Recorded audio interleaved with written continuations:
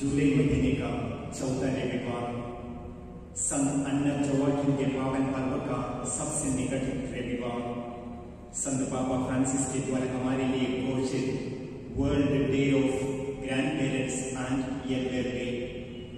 दादा दादी नाना नानी एवं सभी बुजुर्गों के नाम पर समर्पित दिन। मैं हमारे कैटेकिज्म के सभी बच्चे लोगों के नाम पर आप सभी लोगों को आज के पावन दिन की शुभकामनाएं देता हूँ। आपके ऊंचे विचार एवं अनमोल शब्दों के द्वारा हमें ईश्वर का ज्ञान प्राप्त होता है। आप हैं हमारे जीवन के असली हीरो, आप हैं हमारे जीवन का आदर्श, आप हैं हमारे जीवन का अनमोल निधि।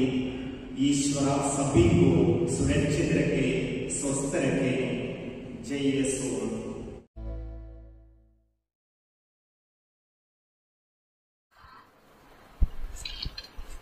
अध्याय 2 विश्वास विरोधी सिद्धांत।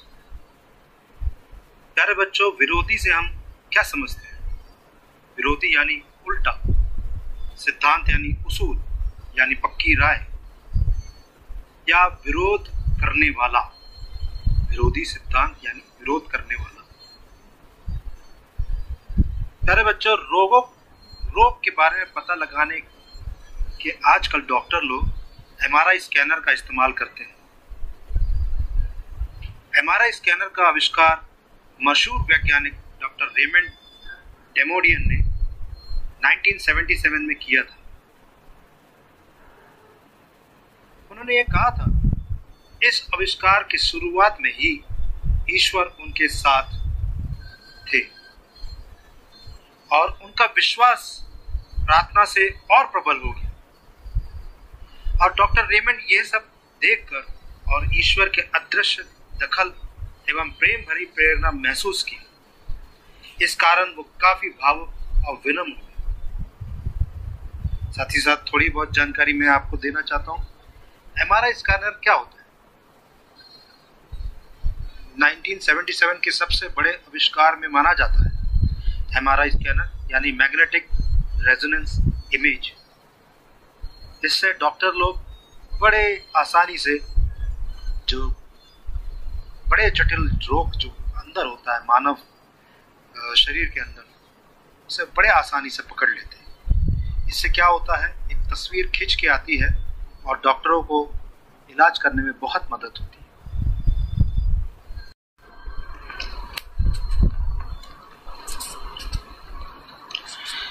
प्यारे बच्चों, विश्वास के खिलाफ चुनौतियां तो विभिन्न समय, देश एवं रूप में प्रकट होती है।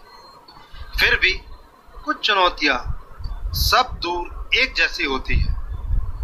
कुछ सैद्धांतिक विचारधाराएं, मनुष्य की सहज वासना से उत्पन्न प्रवृत्तियां एवं ईश वचन के उल्लंघन करने वाले एवं ईश वचन की गलत व्याख्या देने वाले लोग द्वारा रखी गई चुनौतियां, ये सब सभी समय, देश और रूप में एक रूप रहती है। प्यारे बच्चों, अब हम ये परखने का प्रयास करें कि इतिहास में विश्वास के खिलाफ चुनौतियां लाने वाले सिद्धांत एवं विज्ञान के अलग अलग रूप क्या हैं। पहला, आज्ञावाद। आज्ञावाद से क्या समझते हैं? आज्ञावाद यानी एग्नोटिज्म। इस शब्द का प्रयोग और आविष्कार सन 1870 में टॉम हेनरी हक्सले द्वारा किया गया। टॉम हेनरी हक्सले कौन थे?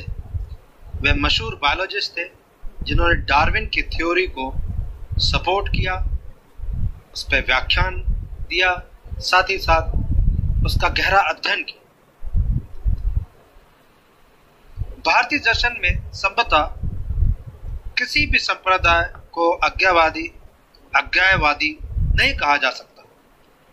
आज्ञावाद एक ऐसा दार्शनिक रुख है जो मानव के मन की क्षमता पर सवाल करता है।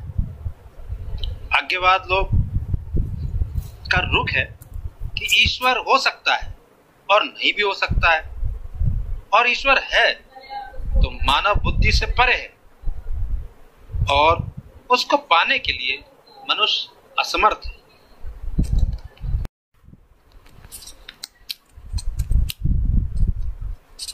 युक्तिवाद यानी रैशनलिज्म या युक्तिवाद को हम तर्कवाद में भी कह सकते हैं।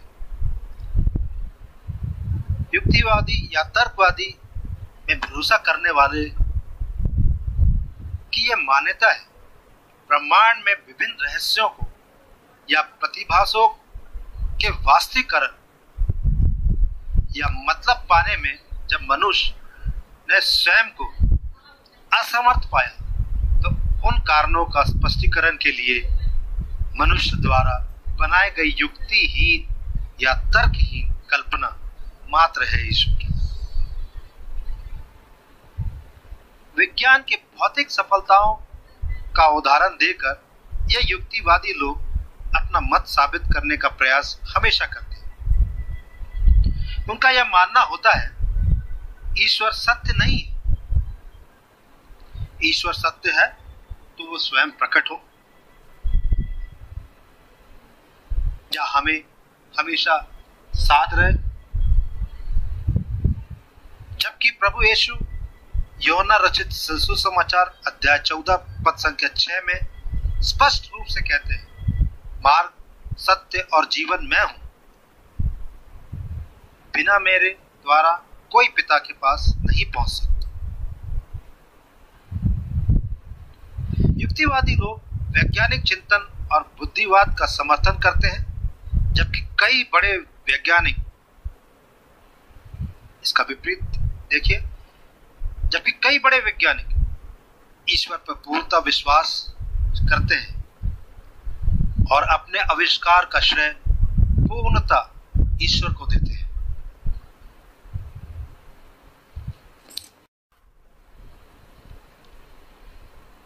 तीसरा, भौतिकवाद यानी मटेरियलिज्म।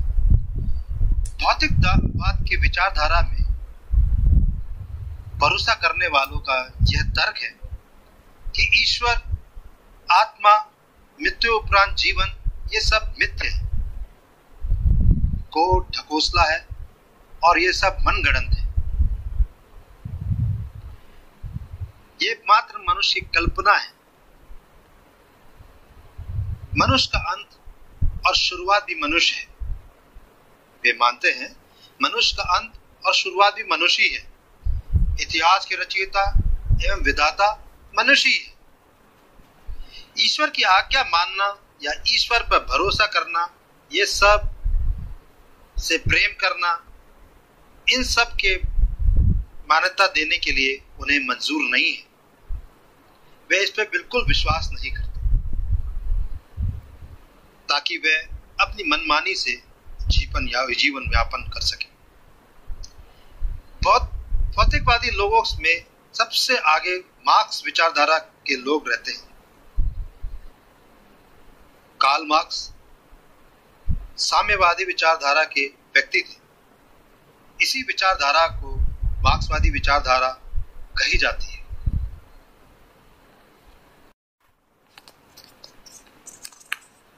चौथा, मानववाद। मानववाद यानी ह्यूमैनिज्म।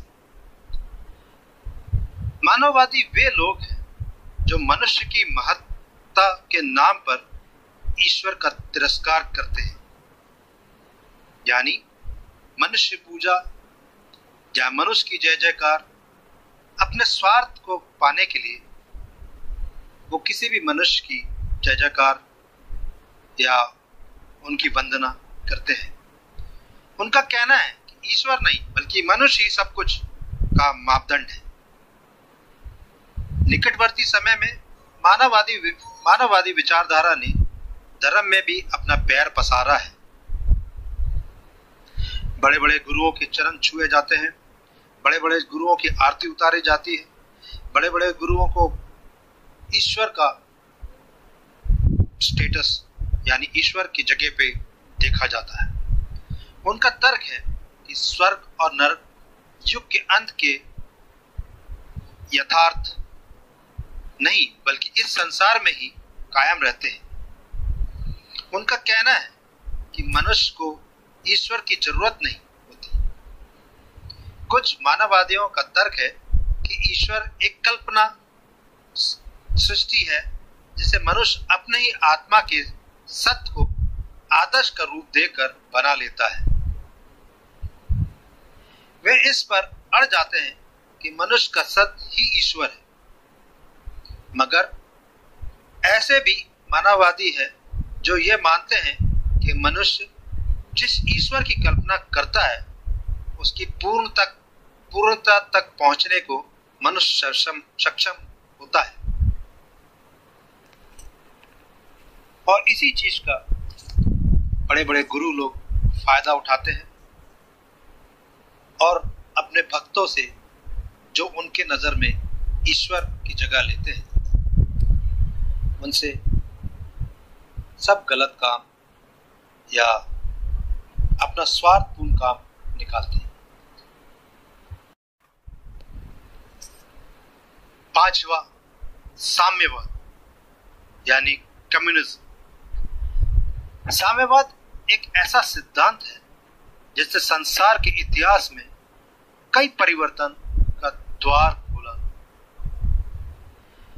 मजदूरों के विमोचन पर जोर देते हुए फ्रेडरिक एंजल्स एवं कार्ल मार्क्स द्वारा रची गई एक नूतन सामाजिक व्यवस्थिति की विचारधारा ही साम्यवाद है। एक जमाने में करीब 90 देशों में साम्यवाद अपना मजबूत प्रभाव डाल रखा था, मगर आज काफी कम देशों में साम्यवाद कायम रहता है। साम्यवाद का उदय एक विशेष परिस्थिति में हुआ था जब पूंजीपति या अमीर लोग श्रम करने वालों पर शोषण किया करते थे या गरीबों पर शोषण किया करते थे, तो आर्थिक सामर्थ्य प्रदान करने वाली, किसी का शोषण ना करने वाली एवं श्रम करने वालों का अधिकार देने वाली एक व्यवस्थिति के रूप में साम्यवाद पेश किया गया था। मगर आर्थिक असमानता की प्रतिविधि के रूप में मार्क्स और एंजल्स द्वारा रचा गया साम्यवाद एक आधारभूत तत्वों के रूप में उन्होंने भौतिकवाद, निरीश्वरवाद एवं वर्ग संघर्ष को अपनाए थे। और उनका गलत रुख था कि लक्ष्य को हासिल करने के लिए किसी भी माध्यम को स्वीकार किया जा सकता है। साम्यवादी इस बात पर अड़ जाते हैं कि कुछ भौतिक है वे ही सत्य है, इसलिए वे ब्रह्मांड के परे रहने वाले ईश्वर पर विश्वास नहीं करते। इसलिए ईश्वर पर विश्वास एवं धर्म के साम्यवाद में कोई जगह नहीं।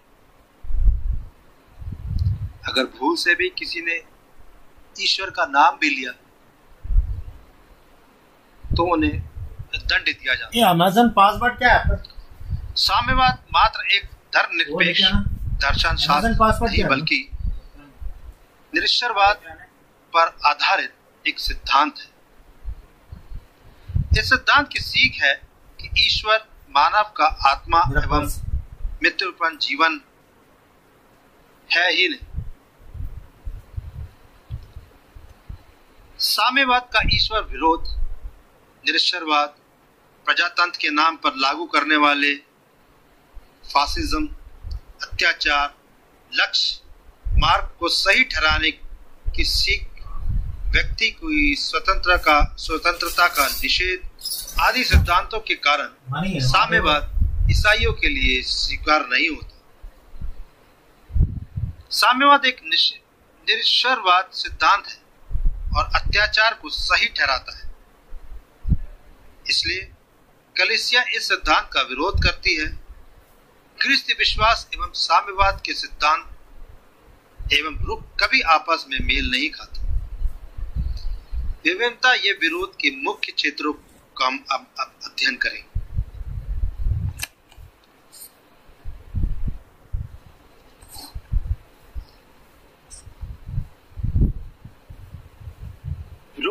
मुख्य क्षेत्र में पहला निरक्षरवाद एवं धर्म का निषेध। साम्यवाद के राज में ईश्वर को मानने वाला मनुष्य हमेशा शोषण का एक कारण बन जाता है। ईश्वर पर जो भरोसा करता है उसे शोषित किया जाता है और उसे समाज से तिरस्कृत किया जाता है। मार्क्सवाद के शब्दों में धर्म मनुष्य को नशा में डाल देता है और वो कोई काम का नहीं रह जाता। इसलिए यह बात स्पष्ट है कि सैद्धांतिक तौर पर साम्यवाद धर्म विरोधी नीति अपनाता है। साम्यवाद ईश्वर को मनुष्य की काल्पनिक सृष्टि मानता है एवं धर्म को मादक पदार्थ के रूप में देखता है। साम्यवाद का ये रूप कलीसिया को स्वीकार नहीं होता, क्योंकि साम्यवाद में ईश्वर है ही नहीं।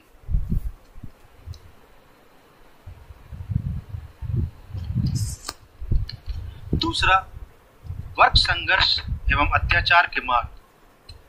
मार्क्स का मानना था कि सामाजिक सुधार लाने के लिए प्रेम का मार्ग अव्यावहारिक है, इससे कुछ भी हासिल नहीं हो सकता।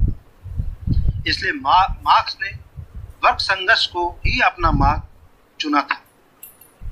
इस संघर्ष की सफलता के लिए कोई भी मार्ग अपनाया जा सकता था, चाहे वो क्रूरता क्यों ना हो।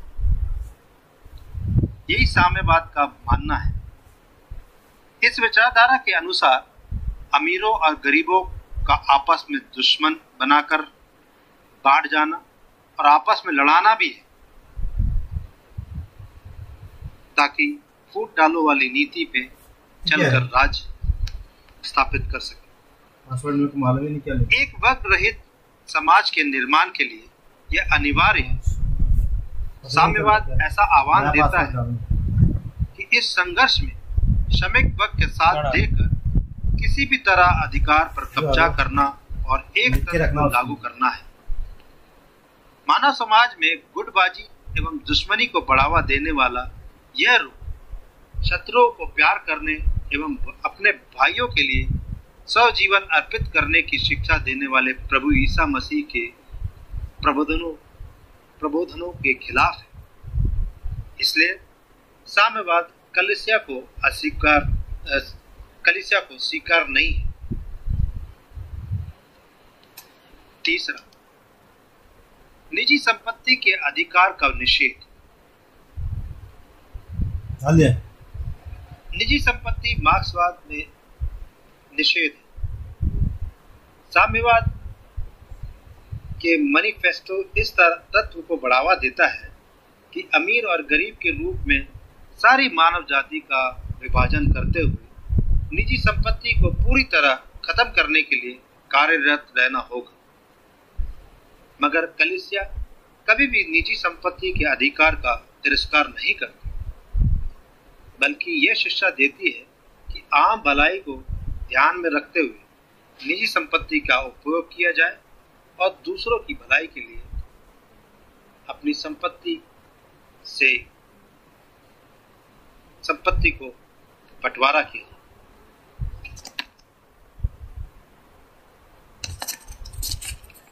चौथा, श्रमिक वर्ग का आधिपत्य। ओटीपी नहीं आ रहा। मार्क्सवाद विचारधारा के अनुसार उत्पादन की प्रक्रिया में श्रमिक वर्ग का स्थान पूंजी, तकनीकी एवं उत्पादन के अन्य सभी घटकों के ऊपर है। जो श्रमिक के हक है उसे श्रमिक को उपलब्ध कराना, श्रमिक का शोषण से मुक्त कराना आदि लक्ष्य इसी के द्वारा प्राप्त करना है। मगर अक्सर यह व्यवस्था श्रम के क्षेत्रों को संघर्ष का क्षेत्र बनाने एवं विकास की प्रक्रिया में बाधा डालने का कारण बन जाती है। श्रमिक एवं श्रमदाता दोनों के आपसी महत्व को स्वीकार करते हुए दोनों को न्यायपूर्ण अधिकारों की रक्षा की जानी चाहिए, ये कलीसिया का मानना है। जब युक्तिवाद जैसे सिद्धांत एवं मार्क्सवाद जैसी विचारधाराएं ईश्वर का तिरस्कार करते और मानव समाज की एकता को शिथिल बनाती है, तो कलीसिया चुप्पी साध कर बैठ नहीं सकती, क्योंकि कलीसिया संसार की नैतिक शक्ति है। राह में भटकने वाली दुनिया को सही राह बताने का फर्ज कलीसिया को निभाना होगा। इसलिए ईश्वर पर विश्वास का तिरस्कार करने वाले सिद्धांतों एवं विचारधाराओं का कलीसिया विरोध करती है। क्रिस्ती विश्वासी होने के कारण हम उन सिद्धांतों एवं व्यस्तियों के प्रति जागरूक रहने का कर्तव्य हमारा भी है।